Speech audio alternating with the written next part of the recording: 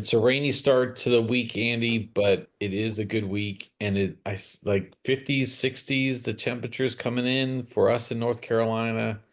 We had our little bout with winter. It was cold, bitterly cold for a little while. Hey, I don't know the weather here locally in Virginia, and I don't know what the weather in Kansas City and Philadelphia is, but it's all sunshine in both places this morning, Dave. They are happy in those two cities and communities, and I'm happy for them. Yeah, it was again the weekend did not disappoint. And we'll get into the games here in a little bit, but the weekend was quite good, Andy, though. I will say on top of all of that, Andy, I got my garage cleaned out, and there's nothing more satisfying Yeah, than when your garage is at least partially organized for at least a week.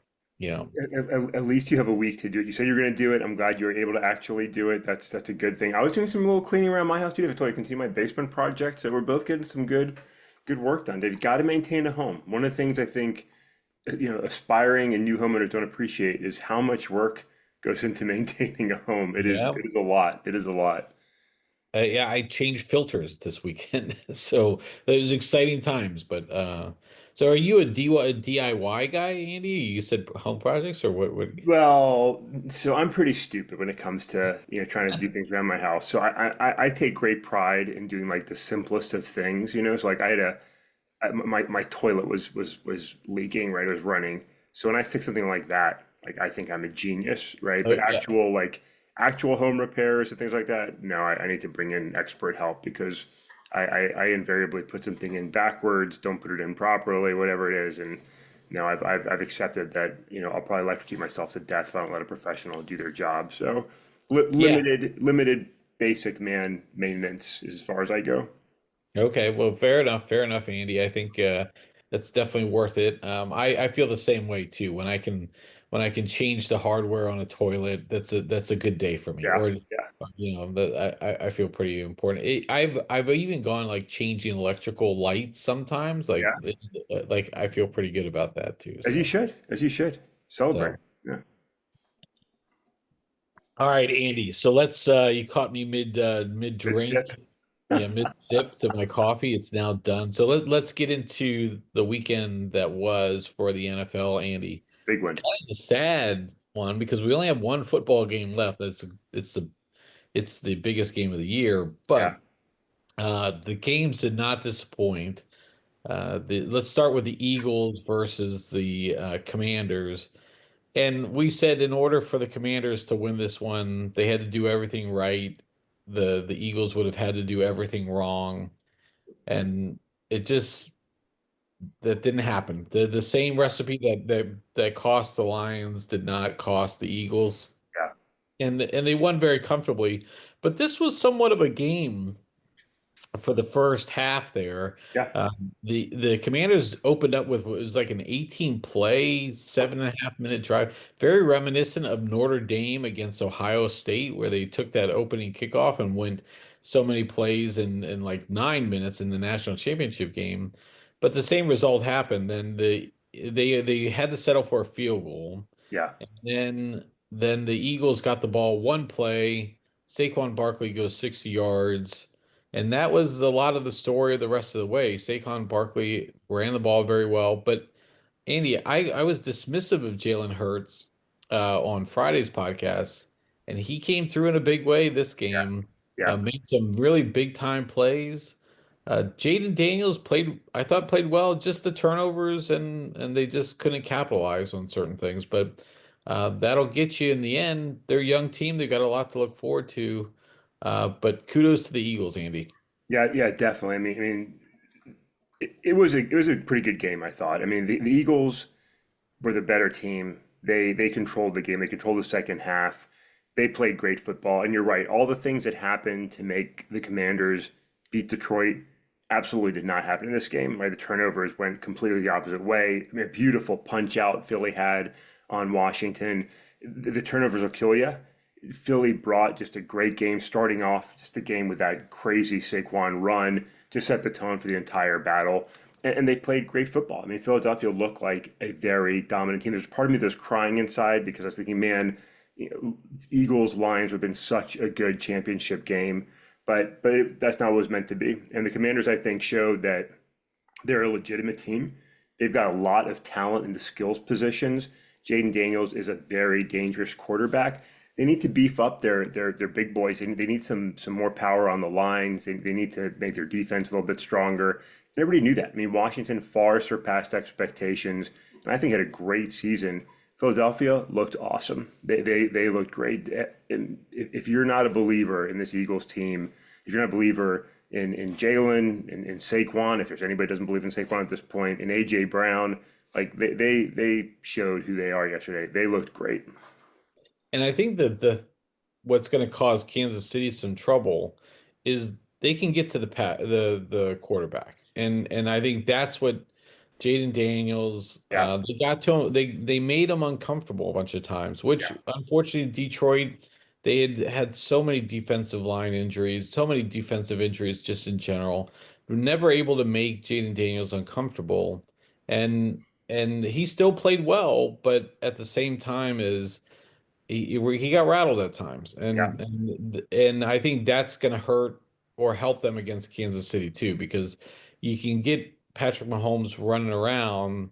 If he's doing that, it could be reminiscent of the Super Bowl when they lost to Tom Brady and the Buccaneers a couple years back. So, yeah, all right, Andy, let's go to the other game with the Chiefs and the Bills.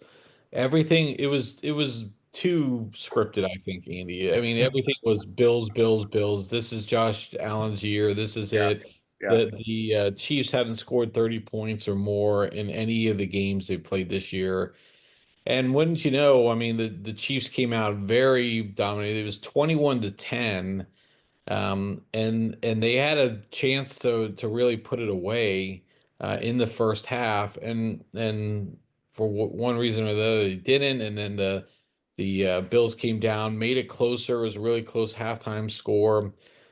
They held then the Chiefs on the opening possession, and it went back and forth a little bit, but I never felt like I always felt like the Chiefs were in control. yeah.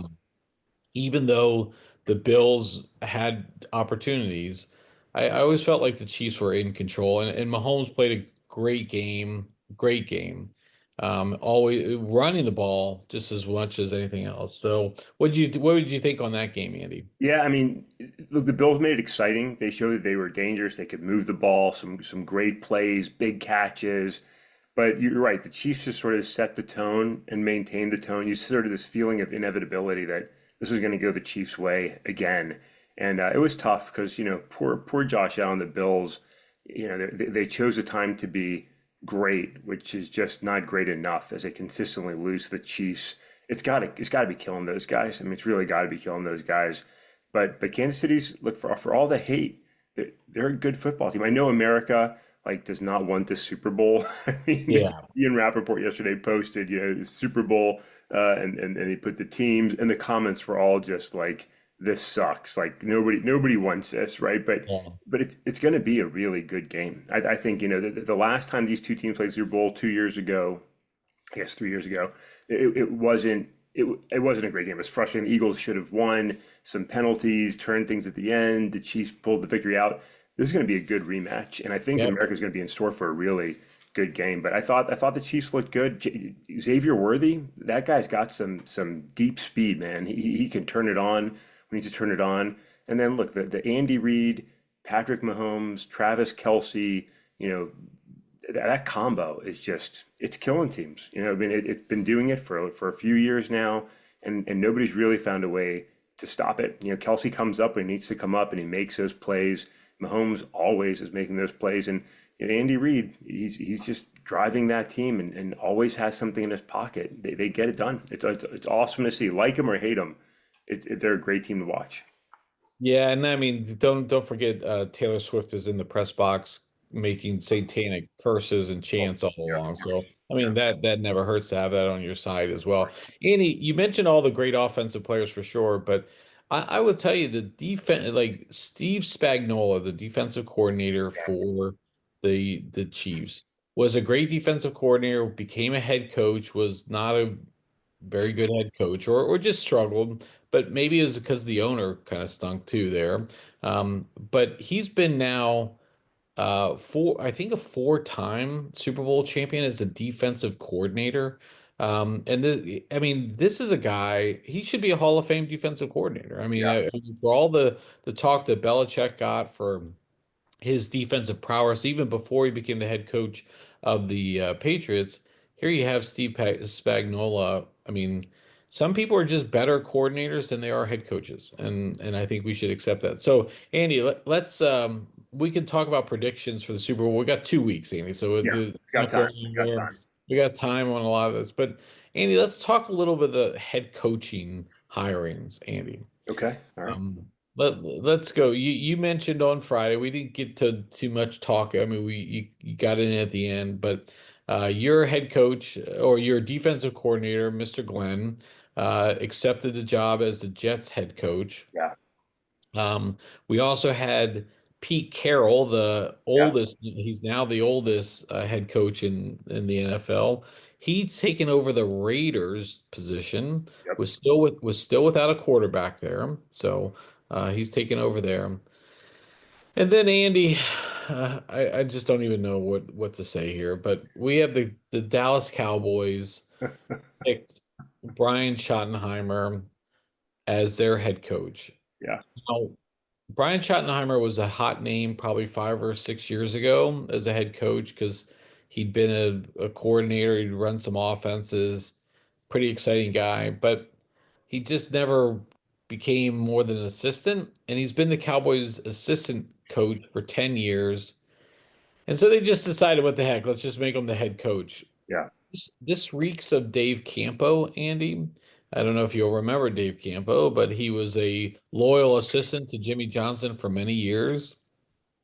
And they decided, hey, we got nobody better. We'll just make him our head coach. And that was followed by 3 straight years of 5-11. Yeah. But he's a hell of a guy, Andy. Dave Campo's a hell of a guy, but we stuck with him as a head coach. And that's where we got. I mean, Andy, I don't know. Look, I didn't even know what kind of head coaches were out there for the Cowboys to even pick. But what do you think when you're seeing these coaching carousels and yes, you've made fun of me about the Cowboys. So I like it just I'm like Donald Trump. It bounces just right off of me at this point. I mean, Dave, the thing about the Cowboys, they took their sweet time in Yep. like even starting the process, right? They stuck with McCarthy. They were late in ending that, and they didn't really do anything. Like, they didn't really interview anybody. Were they looking for Deion Sanders? There's still like good candidates out there, right? I mean, you still got two teams in the playoffs, right? There's talk of Kellen Moore coming back to Dallas. Sounds like he was interested in that job opportunity. You've got, other OCs and DCs, they're playing. You mentioned Spagnolia. Maybe he gets looked at again as head coach. I don't know. But like nothing in Big D. And then Marty Schottenheimer, or not Marty Schottenheimer, Brian Schottenheimer. And you're like, everybody was just like what? Like this, like, who is this guy? And maybe this is a genius hire. Maybe this guy's been waiting in the wings and this is his opportunity, but it doesn't feel that way to anybody. It just feels like Jerry Jones plucked this guy up and this is your story for the next 3 years. I don't know what to do with this one. I think the Cowboys are setting into expected mediocrity. I don't know what Jerry Jones thinks. This is probably his last head coach, right? I mean, Jerry's an older guy. I don't know if he's going to see another head coach. So surprising, but not really. The Pete Carroll to the Raiders, I think that's a good one. Pete Carroll's older. He's 74. He's got a 3-year contract. Going to take him to like 77. He's got a lot of energy. I think he'll be fine, in the role. And the Raiders have lacked like stability and leadership for a long time. Now you bring in Tom Brady as a partial owner, seems to be affecting some of the things they're doing. You bring in a known quantity that can build teams like Pete Carroll. They might not be the best team in the NFC West, or sorry, the AFC West, with Pete Carroll, but they're going to be better than they have been. And he's going to start bringing a structure and discipline to that team that they haven't had in forever. And so I think it's a good thing for the Raiders. They didn't get Ben Johnson. I think that's what they were hoping for, but I think this will be a good foundational selection for them. They might do really well, but they'll at least get better and mature organizationally for wherever they want to go into the future. And I think he'll help bring in good talent along with the GM. I think they'll bring in quality players and develop them properly. So I think that's a good one. And then the big one down in Jacksonville. Yeah, that was a huge one. Liam Cohen, who interviewed for the job, um, and then went back to Tampa Bay. They Yeah, were going to offer him a lot more money. But it turns out that I guess the biggest issue there was the GM Trent Baalke yep. is actually a disaster. And so, Which everybody knew. Like everybody knew well, that was a yeah, problem. which everybody knew, and he was causing some challenges there. So lo and behold, the owner just fires the GM and says, next thing you know, Liam Cohen's back in with the Jaguars. This could be an interesting hire too because Liam Cohen 3 years ago was the offensive coordinator for the Kentucky Wildcats Yeah, in the NCAA. Then he had a good run with the Buccaneers and revitalizing that offense, and they did really good job. And now he's a head coach. I mean, we'll see if this is another example of somebody. Are they a coordinator or a coach? So yeah. I mean, we'll see how he does. But Dave, I mean, it's a tough one for the Bucks. I'm happy for the coach, and I think it's yeah, probably going to be a good thing for the Jags. I think it's a coach that seems to know how to run an offense, and the Jags have talent, right? So this is going to be a chance for them to see where they are, and maybe Trevor Lawrence's last chance to show if he can really lead a team, anywhere, because he came in with super high expectations and hasn't produced. But I think that's largely because of what he's been around, not him necessarily himself. So I think it's a big, big pick for the Jags. I think it's a good one. But you look at the poor Bucks, right? The Bucks have made it into the playoffs. They've been competitive. They've had good seasons. They've got Baker Mayfield now playing well. Everybody wants to beat up, Todd Bowles, but this is his second offensive coordinator to disappear in what, 3 years, right? I mean, his last one went to the Panthers. Is trying to work with the team down there. He's brought in young, successful guys who have done well, and he keeps losing them, and that's tough for the Bucks, right? Because now another offensive system is going to come in for Baker Mayfield, who's been in plenty of them. For the Bucks, it's a lot of instability down there in Tampa. So this is going to have cascading effects, I think, across the state, and into the NFC. So it'll be see as this plays out. But I think two of these three hires were very good selections. The Cowboys will have to wait and see, but it seems like with the Cowboys did a lot this season. It seems like another fumble. uh, here we go, Andy. So maybe we'll fill some content next week and evaluate because there's only one head coaching job still open. It's the Yeah, New Orleans Saints. My guess is that they might be targeting Cliff Kingsbury here or one of the. it's him or Kellen Moore. I mean, you got to think it's him or Kellen Moore. Or even Joe Brady, the Buffalo offensive Yeah, coordinator. yeah. You got so I think, but yeah, I mean Kellen Moore. I mean, look, I didn't love Kellen Moore as the offensive coordinator for the Cowboys, but he was actually higher than Brian Schottenheimer. Why wouldn't you have asked to interview Kellen Moore? He actually was on your team. Talk about loyalty picks. I don't know. And Schottenheimer wasn't going anywhere, right? I It's like know. you had urgency to make this hire. If this was going to be where you were going, like, why not talk to other guys? But yeah, I don't, Dave, who knows what's This happening is down there? this is the Jerry Jones legacy.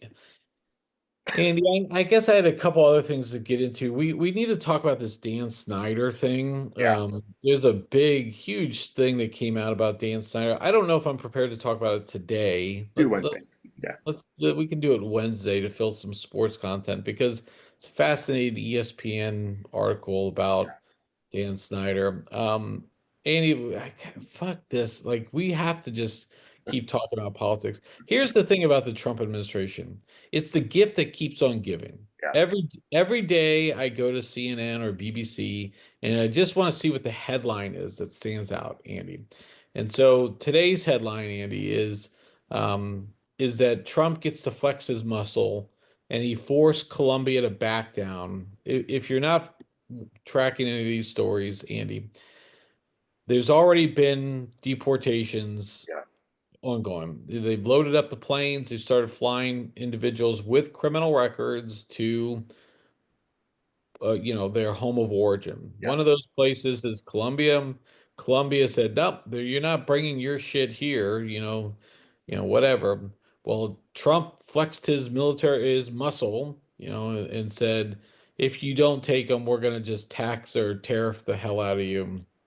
And so be it. Now he can do that with a small country like Colombia that we don't import a whole lot from Colombia per se. So you can put a lot of tariffs and it's going to really hurt them versus us. It's a little different when you talk about China and some of these other countries, but we have that. We also have a lot of other stories now coming out about Native Americans or military service members who are being questioned about to show their papers. Yeah. And I think we're getting into a really kind of tough time when it's just going to keep coming, right? We're just going to keep hearing some of these stories. So it's the gift that keeps on coming, Andy, and we got to keep talking about it. So, I don't know that it's a gift, but there oh, is I guess it's true. this is what a Trump presidency looks like, right? It's nonstop, um, the social media posts, the attention grabbing activities, like that's what you get with President Trump. We saw that, previously, and we're going to see for the next, 4 years. That's how it goes. And I mean, I've got a lot of opinions on this on both of these issues, and we could spend a lot of time on both. But look, on the tariffs piece, this is one of Trump's favorite things right now because he can do, pretty much arbitrarily, he can push these tariffs, and it's a flex, it's a demonstration of power and authority. But Dave, look, we're going to have tariff threats all over the world, and it's not a way to win, good relations, right? I mean, it's a form of economic warfare. One, tariffs invariably, when put in place, raise prices, right? That raises prices on us as Americans. And one of Trump's big complaints on the campaign trail was inflation, and I'm going to lower prices. Well, tariffs are going to increase prices on Americans. Like that's what happens. Goods get more expensive. That doesn't make a difference for Trump's, fanboys, the billionaires and millionaires. But for you, me, and Mr. America and Mrs. America out there, like it hits us in the pocketbook. So tariffs hurt Americans, but they're not winning us any, positive points with our international partners. Not that everything's to be based on that. We do want to be a friend to our friends, right? And instead, we're threatening everybody. We're threatening tariffs on, and countries that we're hostile with at times, Russia, China. We're threatening tariffs on Canada, Mexico, Denmark, and Colombia. And so it's like, how far are we going to take this? How often are we going to do this? It's not necessarily a good thing, but it's part of Trump coming in and saying, "Look, I'm big, I'm strong. You're going to do what I say." It's how he does things. And so you're right. We're going to see a lot more of this in the time ahead on the Native American piece. Isn't the first story, right? Other people with brown tints to their skin tone, veterans, Native Americans, and others have been rounded up and questioned in some of these immigration raids. Like we've got to do better there too, right? And so this aggressive push on, we're going to go and get illegal aliens out of this country. I get it. That's Trump's prerogative. He can approach it how he wants, but look, people that are Americans shouldn't be rounded up and treated like criminals just because they could be, from somewhere else by the color of their skin or the look of their face. Like that's not a place we want America to be. And so I think the administration's got to sort of, reel that in, figure out what they're doing, and approach this more deliberately and more accurately. You can't have Americans rounded up like criminals just because they're Native American or maybe of Hispanic descent, or watch out, my cousins, and Arabs out there. Like anybody that doesn't look like Donald Trump, is potentially at risk here. The way things have run so far, and that's got to be fixed. Yeah, I think that's a great point. I mean, the problem is like when you've spoken so openly and hostily about some of this stuff and how bad these people are, and I use quotations here, Yeah, but yeah, how bad these people are, I mean, you're effectively encouraging vigilantism in some respects, but it's not really, it's old news, Andy, because we've seen what happens on days like January 6th. yeah, Andy, it's always fun on the tariff front on this Colombia US thing. Always fun when diplomacy is handled on X, Andy, yeah, or Twitter, because the president of Colombia put some things out, then Trump responded, and he had to take it up. Then the president of Colombia said, "We're not going to be intimidated by your blockade." And next, a couple hours later, it gets done. And it's always fun when you see that kind of stuff happening on the front, Andy. yeah. So Tough guys, good Dave. We times live in a world of tough guys. in the world. Exactly, the world of tough guys. So Andy, I'll just wrap up this one, and we'll have more topics to talk about. But the price of eggs, Andy, this is supposed to all come down. Price of groceries. I Yeah, get it. There's a bird flu out there, and I'm not making light of that at all. But that's contributed to the price of eggs. But these things that were supposed to have happened, inflation coming down, the war in Ukraine was supposed to be over within 24 hours. yeah. All of these things, we'll just keep an eye on, Andy, because price of eggs, I spent almost $4 on a dozen eggs this week, Andy. Yeah, yeah. I mean, Dave, this is, I think, what is going to be interesting to see what happens with Trump's supporters and the Americans that voted for him, maybe aren't hardcore Trump supporters. He ran on a host of issues. He's doing a lot of other things, right? And some of them are what he talked about. Immigration for sure is, but sort of the focus on tariffs and the aggressive nature of that, the focus on Greenland and Panama. He ran on the economy's bad. I'm going to fix it. Egg prices are going up. That's sort of a measure of where his focus is, because he was beating Biden up on that issue, right? And there's other issues that he sort of campaigned on that are now far less focused on as he moves in these aggressive directions. Dave, that like he said in his inauguration that he had a mandate for this, but he really doesn't, right? So he's We talked leading about that. as though America was like saying we want tariffs, we want this action, we want this hard press on immigration. Most Americans really didn't say that, right? Enough said that to get him in office, but some of that was tepid support. And so it's going to be interesting to see how Americans react to this as eggs do cost a lot of money, and that's going to affect them, right? What hits our pocketbooks impacts us the most versus what's happening in Chicago when you live everywhere else around the country. So it's going to be really interesting to watch how Mr. Trump's support goes in the weeks ahead, because I don't know that all of America is on board with his priorities right now. But maybe Americans are. Maybe Americans want a strong man in the White House. And maybe Americans need daddy. I don't know. Maybe there's a lot more daddy issues in America than I thought. Well, I think it's what's gonna, and you already see some of this stuff playing out in places like Trump was supposed to do this, but it was supposed to be for to help me, not to hurt me. And people are already being hurt by some of his things. We've seen some things about federal workers. Yeah, Hey, I was a Trump supporter, and the hiring freeze that Trump put in now cost my family jobs because the federal government just said we're not going to hire that position anymore. And yeah, so the cost of eggs. Hey, this stuff we're supposed to see some changes here. And again, avian flu has contributed to why the eggs are high and why they'll remain high. But the groceries haven't come down overall. I mean, it's going to still continue to be an issue. And so, yeah, the people wanted him to think that they were going to help them, not hurt them. And I think so far it's been, yeah, for all the grandstanding about signing executive orders and tossing pens into the crowd and all this to the rabid supporters. So we'll see. yeah. I mean, we will. I mean, there's always a reason why things are the way they are, right? The reason why egg prices were high under Joe Biden. There's a reason why they're high under Donald Trump. Right. The reality is prices were high, right? And that's the reality. So while you can say it's this cause, that cause, like that's all true, it comes back and it makes it back. Look, again, Donald Trump had a reasonably successful first start to his first term. COVID came along and really took it sideways, and maybe why he lost that election. Reality is reality, regardless of the reasons why that is. So if the economy doesn't get stronger, if prices continue to go up on Americans, people will notice. People will notice. And you're right, these job mandates, the changes, the DI decisions, the back to the office decisions are having secondary and tertiary effects that are affecting people in ways that they're not necessarily happy with. Dave, my wife's a therapist. She has people that can no longer get therapy during the day because they have to go back and be in office. They can't take a lunch break to get Yep. therapy, right? Because they're in their office as opposed to working from home where they can take an hour and do something like that. It has other effects on people that people are going to take personally, and it's going to show up in different ways. So there's a lot to watch in the time ahead.